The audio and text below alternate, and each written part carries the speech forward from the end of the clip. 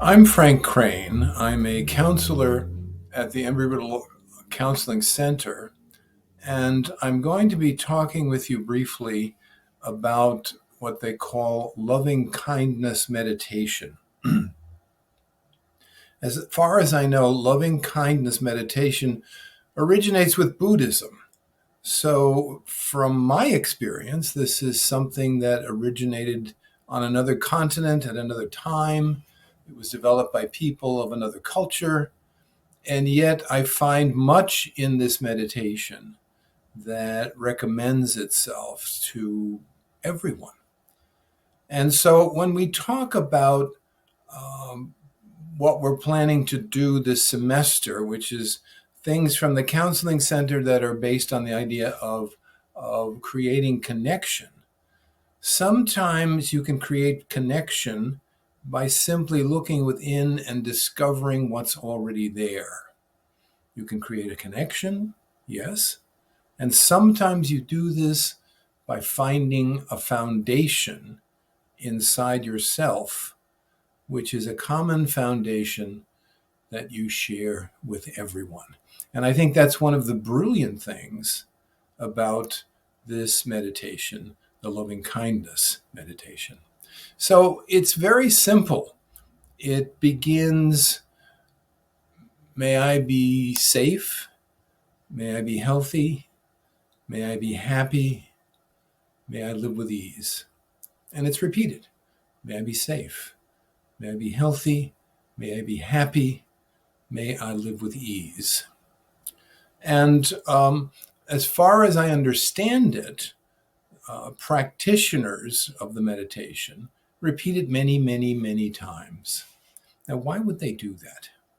And how would that be relevant to our goal in these practices that we're going to be doing this semester of creating connection? Well, looking within is often helped by repetitious work. So you look within and you keep saying to yourself what it is that you're seeking. May I be safe. May I be healthy. May I be happy. And you realize this is nothing miraculous or novel. This is something that, in a certain way, maybe you haven't recognized it before, you've always wanted this. I mean, is there anyone who doesn't want to be safe? Okay, so when we do the meditation, the first stage, I think, is the foundation, and the first stage of the foundation is the recognition. I want this. I really do want to be safe. And I want to be healthy. I don't want to be sick. I want to be happy. And truth be told, I don't want a lot of problems and difficulties and struggle. I would love to be able to live with ease.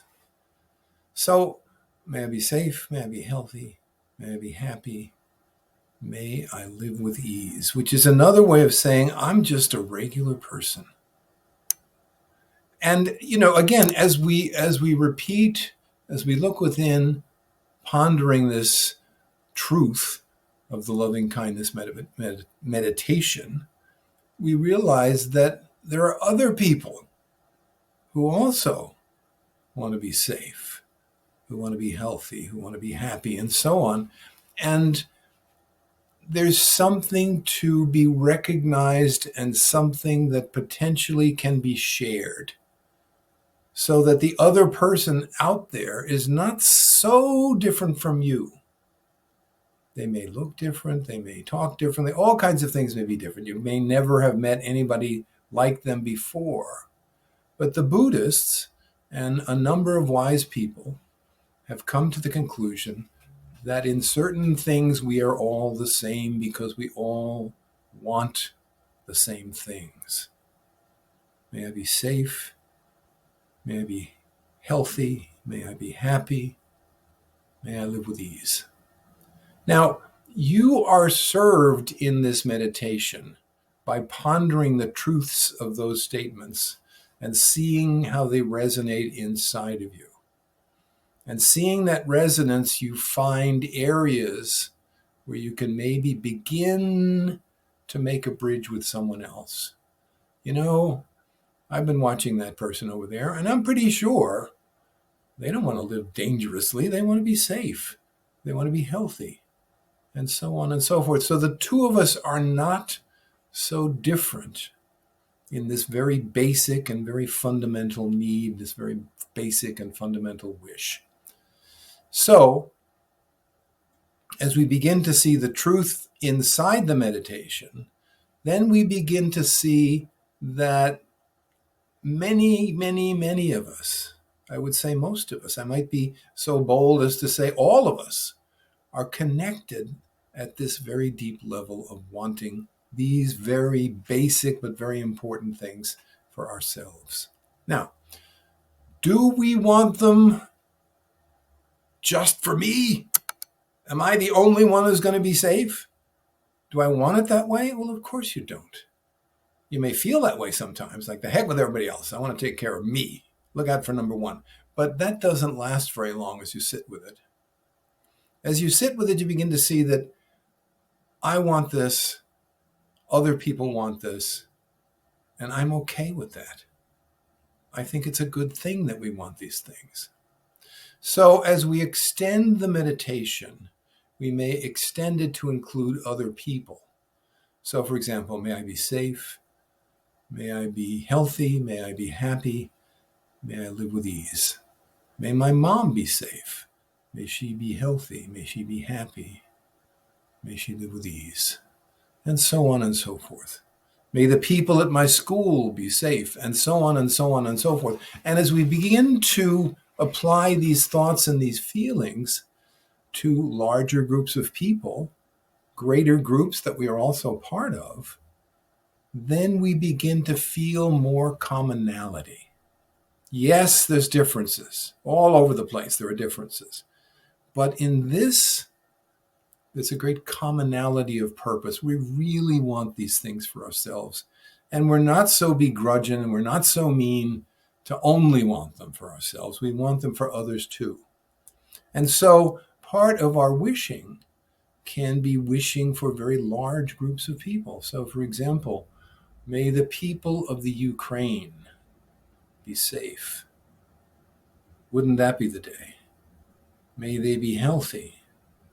May they be happy. May they live with ease, which implies certain changes in the big world. And maybe our hopes and dreams and wishes can facilitate some of those changes. So you see, in creating a connection, we start with a foundation. We look deep within ourselves, and we begin to see what unites us, what connects us.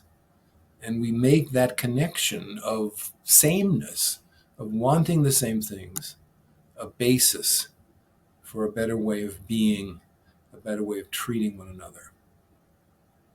Okay, this is starting to sound very deep.